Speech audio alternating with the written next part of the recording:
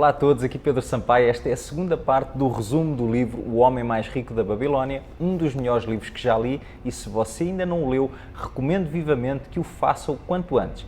Acredite, este livro já impactou a vida de milhares de pessoas, tal como irá impactar a sua. Caso não tenha assistido à primeira parte do resumo deste livro, clique no link aqui em baixo na descrição do vídeo e você será redirecionado para lá.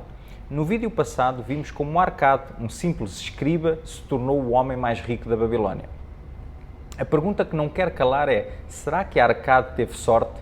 Essa foi a mesma questão que lhe colocaram os seus amigos, à qual ele respondeu. E eu adoro esta frase: a minha sorte limita-se ao facto de que eu já desejava prosperar antes de ter conhecido Algamish pela primeira vez. Não tive eu que provar durante 4 anos a minha determinação de propósito, reservando para mim não menos que 1/10 de tudo o que eu oferia? Você chamaria de sortudo o pescador que, tendo passado anos estudando os hábitos dos peixes, por uma simples mudança do vento soubesse aonde jogar a sua rede? A oportunidade é uma deusa desdenhosa que não perde tempo com os que não estão preparados. Arcade acrescentou ainda que não se tratava também de força de vontade, e sim de uma enorme determinação em levar a cabo as tarefas a que se propôs a fim de alcançar os seus objetivos. E esta parábola termina como terminam todas as histórias da vida real. Alguns amigos agradeceram a Arcade pelas palavras e continuaram com as suas vidas do mesmo jeito. Outros, talvez céticos, talvez desconfiados, mantiveram-se em silêncio porque parecia tudo confuso. Outros mostraram-se sarcásticos porque pensavam que um homem tão rico deveria compartilhar a sua fortuna com os velhos amigos menos afortunados. E por fim, alguns outros que entenderam e aceitaram a mensagem pareciam ter nos olhos uma nova luz, e foram esses os únicos que nos anos seguintes continuaram visitando o Arcade, que os recebia cheio de contentamento e que lhes transmitia de bom grado a sua sabedoria, como gostam sempre de fazer os homens de grande experiência, e foram então esses os únicos homens que prosperaram. Entretanto, na parábola seguinte, a Babilónia, a cidade mais rica da época, atravessava um período menos bom, e o povo parecia incapaz de garantir a sua própria sobrevivência. Foi então que o rei Sargon mandou convocar Arcade, o homem mais rico da Babilónia, a fim de que este formasse, com os seus conhecimentos, uma escola de professores para levar essas verdades a todas as pessoas de bem em seu reino. Foi assim que, nos 7 dias seguintes, Arcade explicou as 7 soluções para a falta de dinheiro e assim consagrou cada um dos dias da semana a um desses remédios. Eu vou apenas enumerar as 7 soluções para que o vídeo não se torne demasiado maçudo. E essas 7 soluções foram as seguintes. Número 1. Comecem a fazer o seu dinheiro crescer. Número 2. Controlem os seus gastos. Número 3. Multipliquem os seus rendimentos. Número 4. Protejam o seu tesouro contra a perda. Número 5. Façam do lar um investimento lucrativo. Número 6, assegurem uma renda para o futuro. E número 7, aumentem a capacidade para ganhar. Nessa época não haviam escolas, entretanto havia sim um centro de aprendizado, uma verdadeira escola prática localizada em um prédio chamado de Templo do Saber, onde os conhecimentos do passado eram apresentados por professores voluntários. Um desses professores era Arcade, o homem mais rico da Babilónia, e a parábola seguinte relata um desses encontros habituais, onde Arcade abre a discussão sobre o tema sorte. Os babilónicos eram politeístas, eles acreditavam em vários deuses, sendo uma delas a deusa da boa sorte. E meio a essa discussão, Arcade esclareceu que a boa sorte pode ser atraída por aqueles que estão atentos às oportunidades. E segundo Arcade, em suas palavras, aqueles que se mostram ávidos por aproveitar as oportunidades para o seu próprio êxito atraem o interesse da deusa da boa sorte. Ela está sempre ansiosa por ajudar aqueles que lhe agradam, e os homens de ação são os que mais conseguem isso. A ação os conduzirá ao encontro do sucesso que tanto desejam. A parábola seguinte fala das 5 leis do ouro. Esta história foi relatada por Calabab, que teve acesso a estes conhecimentos quando ainda era um garoto, por meio de Nomassir, o filho de Arcade, o homem mais rico da Babilónia. Nomassir, apesar de ter nascido em berço de ouro, ao contrário do que seria de esperar, não teve a vida facilitada. O seu pai não aceitou que ele ficasse por toda a vida esperando a sua morte a fim de herdar os seus bens, como era comum acontecer com os filhos dos cidadãos abastados da Babilónia. Arcade exigiu que Nomassir provasse que era capaz de administrar adequadamente os seus bens.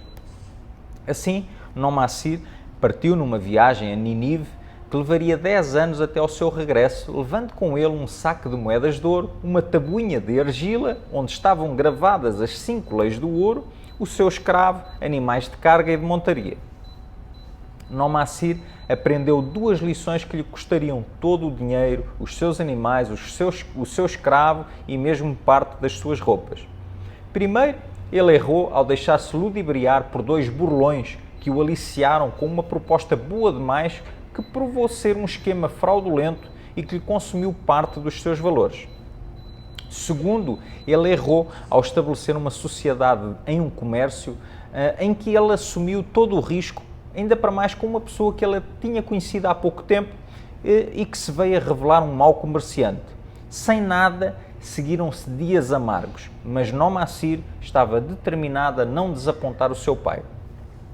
Foi então que ele se lembrou da tabuinha onde constavam as tais 5 leis do ouro, que eram as seguintes. Número 1. O ouro vem de bom grado e numa quantidade crescente para todo homem que separa não menos de 1/10 dos seus ganhos, a fim de criar um fundo para o seu futuro e o de sua própria família. Segundo, o ouro trabalha diligente e satisfatoriamente para o homem prudente que, possuindo-o, encontra para ele um emprego lucrativo, multiplicando-o como os flocos de algodão no campo.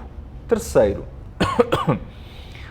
o ouro busca a proteção do proprietário cauteloso que o investe de acordo com os conselhos de homens mais experientes em seu manuseio. Número 4. O ouro foge do homem que o emprega em negócios ou propósitos com que não está familiarizado ou que não contam com a aprovação daqueles que sabem poupá-lo. E por fim, a quinta lei do ouro, o ouro escapa ao homem que o força a ganhos impossíveis ou que dá ouvidos a conselhos enganosos de trapaceiros ou fraudadores ou que confia em sua própria inexperiência e desejos românticos na hora de investi-lo.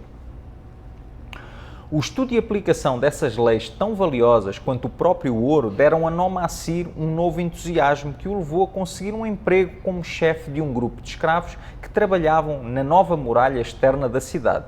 Após isso, seguiram-se uma série de êxitos, onde Nomassir pôde repetidas vezes provar a sabedoria das 5 leis do ouro e ver como, em cada um desses momentos, elas estavam sempre certas. Passados 10 anos, Nomassir regressou a casa e, como prova do seu sucesso, retribuiu o saco de ouro que o pai lhe havia dado e acrescentou 2 sacos de ouro como pagamento pela tabuinha de argila para demonstrar a seu pai que considerou os seus conhecimentos muito mais valiosos que o seu ouro.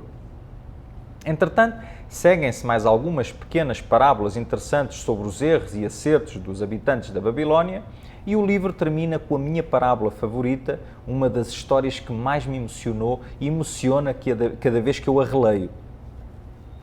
Ela conta a história do mais importante comerciante da Babilónia, Charronada, um homem poderoso e de muito bom gosto, que numa das suas viagens transportava um jovem pretencioso e megalómano chamado de Adangula, o neto de um velho sócio Arad Gula, a quem se sentia ligado por uma dívida de gratidão que nunca poderia ser paga.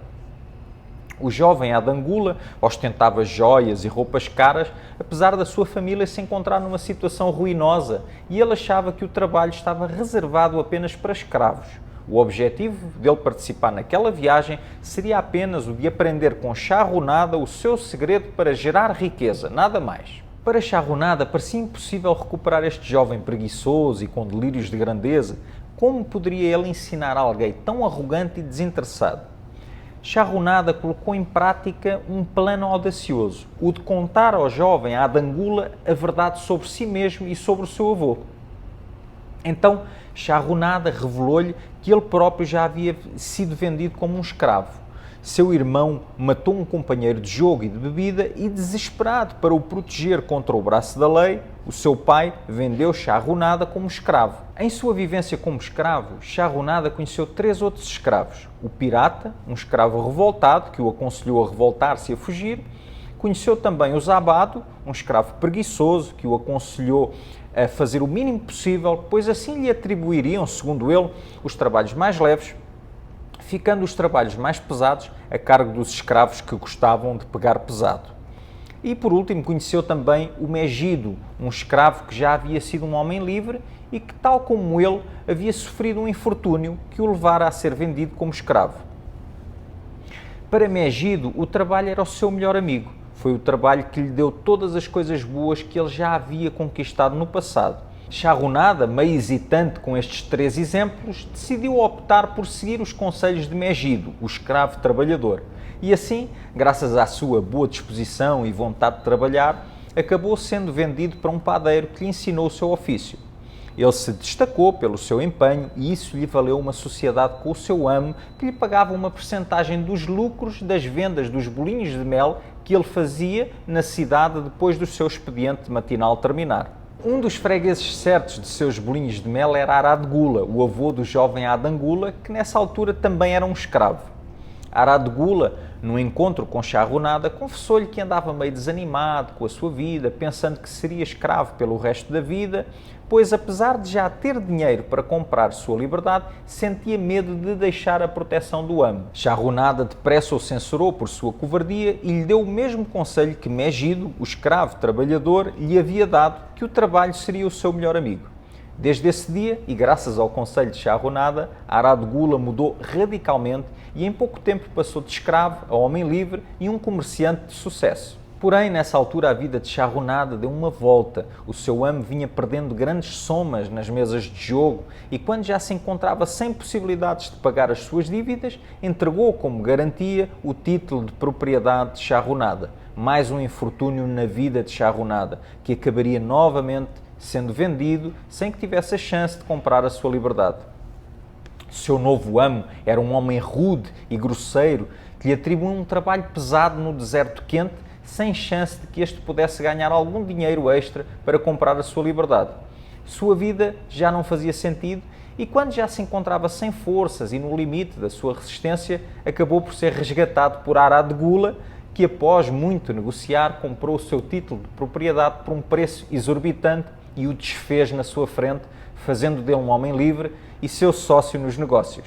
Adan Gula, o jovem pretencioso que não tinha conhecimento até então que o seu avô havia sido um escravo e que no início tinha reagido mal à informação que até considerava uma calúnia, agora se encontrava perplexo e com uma nova luz nos olhos. Ele havia entendido que a chave secreta do seu avô era o trabalho. O trabalho o libertou e fez dele um dos homens mais importantes da Babilónia. Adan Gula retirou as joias que usava e, munido de uma nova atitude, prosseguiu determinado a tornar-se um homem como o seu avô. E se gostou deste vídeo, não se esqueça de o compartilhar com os seus amigos e de o curtir. A sua curtida enaltece o canal e traz relevância no YouTube. Então, cada vez que você curte, está me ajudando. E se você ainda não é inscrito no canal, clique no botão subscrever logo abaixo deste vídeo e aperte o sininho para receber as notificações no seu celular cada vez que eu lanço um novo vídeo. Lembrando mais uma vez que eu compilei o resumo deste livro em um e-book que estou disponibilizando gratuitamente. Você pode baixar o e-book clicando no link que se encontra no box de informações aqui em baixo. Então, eu fico aguardando a sua presença no próximo vídeo. Até lá, sonhe grande, tenha fé, aguente firme e viva intensamente. Votos de muito sucesso a todos.